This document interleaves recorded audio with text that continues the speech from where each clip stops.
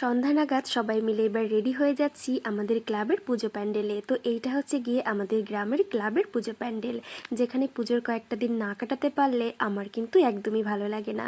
যতই চারিদিকে ঘুরে ঘুরে বড় বড় প্যান্ডেল দেখি না কেন, কিন্তু নিজের গ্রামে যে ছোট্ট একখানি পুজো হয় সেই পুজোটাতে না থাকতে পারলে মনটা কিন্তু ভীষণ আশপিস করে। তাই তো প্রতি বছর ছুটে ছুটে আসি এই পুজোটাতে।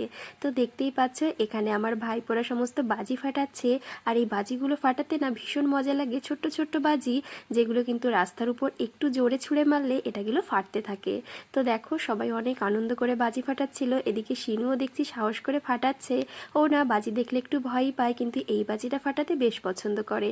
তো তারপর এখানে বিভিন্ন ধরনের প্রতিযোগিতা হচ্ছিল, যেগুলো কিন্তু প্রতি বছর হয়ে থাকে। আর এইগুলোর নেশাতেই কিন্তু বারবার ছুটে ছুটে নিজের গ্রামের পুজোটাতে আসি।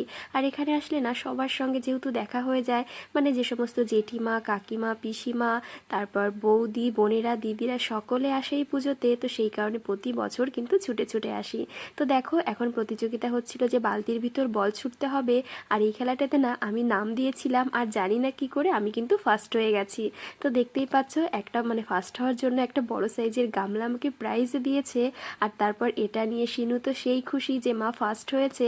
তো সেই জন্য ও কিন্তু অনেকটা সময় ওই মানে ড্রামটা নিয়ে বসেছিল আর কি। তো তারপর সমস্ত প্রতিযোগিতা হয়ে যাওয়ার পর এবার শুরু হলো নাচ।